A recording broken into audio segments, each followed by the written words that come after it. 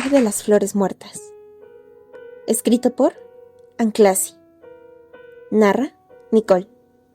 Introducción. Dicen que los muertos se van, pero nadie explica qué significa irse realmente.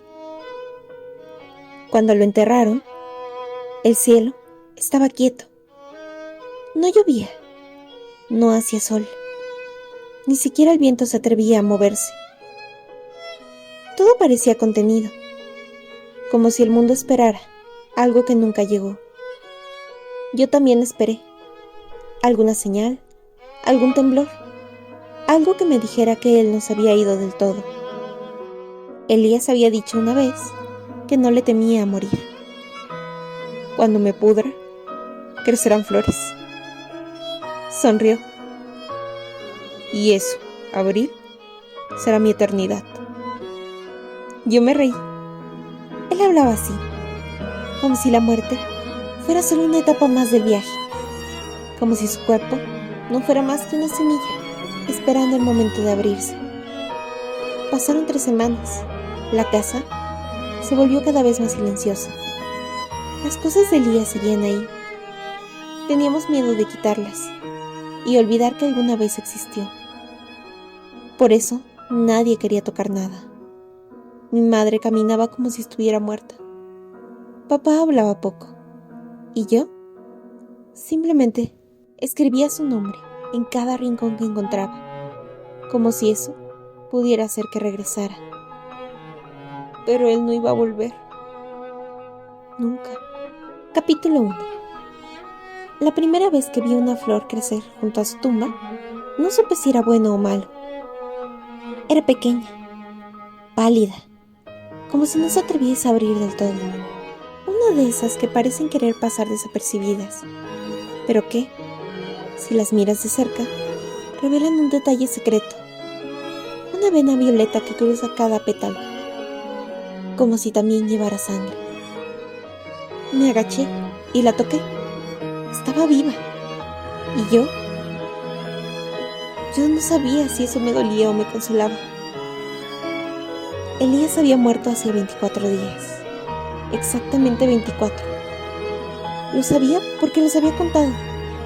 No con un calendario, sino con las veces que me desperté y lo busqué en la casa por costumbre. Lo sabía por cada cucharilla que ya no movía su café, por cada risa que no llenaba la cocina. 24 días escuchando su voz, sin estar ahí. Esa flor, solitaria, fue la primera. Después vinieron más. Primero en los bordes de la tumba, luego arrastrándose hacia afuera, como si el suelo no pudiera contenerlas, como si la tierra supiera algo que nosotros aún no queríamos aceptar. Mi madre decía que era primavera, que era normal, pero yo sabía que esas flores no eran normales. Nunca las habíamos visto antes. Y, aunque busqué en libros y pregunté en viveros, nadie pudo decirme qué nombre tenían.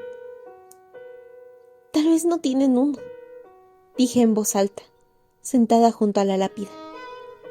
Tal vez solo existen aquí, solo para ti. No esperaba que me respondiera, claro, pero una ráfaga de viento cruzó el cementerio en ese instante. Lenta, tibia, como un susurro. Cerré los ojos, me dejé llevar por la idea de que, tal vez, ese viento llevaba su voz. Empecé a visitar el cementerio todos los días, no para llorar, no exactamente, sino para observar a las flores, a los árboles, a las personas que venían con otras pérdidas a cuestas. Cada una distinta, cada una con un peso invisible en los hombros. Y con el tiempo entendí algo. La muerte no tiene forma. No es un espectro, ni una sombra. Es un jardín, silencioso, lento, persistente.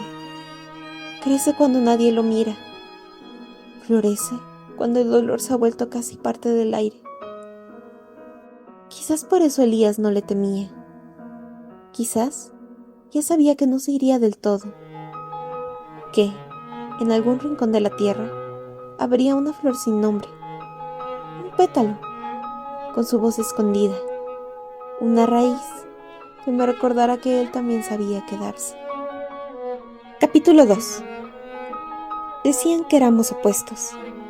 Él la calma, yo el estallido. Él el murmullo, yo la carcajada. Pero nadie entendía que no podíamos ser uno sin el otro. Como la noche, que necesita una estrella para no perderse. O el día, que no sabría brillar sin el recuerdo de la oscuridad. Elías tenía 4 años cuando me cargó por primera vez. Según mamá, lo hizo con tanto cuidado que parecía sostener una joya de cristal. Se sentó en el sofá, me miró y dijo muy serio: "Esta es mi hermana, la voy a cuidar siempre". Y lo hizo. Me cuidó cuando me caí por correr detrás de una mariposa. Me cuidó cuando tuve miedo de dormir sola. Me cuidó cuando creí que el mundo era demasiado ruidoso para mí. Siempre estaba ahí, con su voz suave, con sus manos templadas, con su forma de estar sin invadir, de amar sin ruido. Elías era como la luna, no solo por su piel pálida o su manera de aparecer en silencio, sino porque iluminaba sin quemar, porque era constante, porque, aunque a veces parecía esconderse, nunca se iba del todo. Yo, en cambio, era un caos con piernas, una niña que se reía por cualquier cosa, que se ensuciaba los vestidos, que hablaba con desconocidos y lloraba por cualquier cosa. Una niña que creía que el sol debía brillar incluso en días nublados. A Elías eso le encantaba. "Tú eres como un incendio", me decía, y yo solo intento no apagarlo. A veces dibujábamos juntos.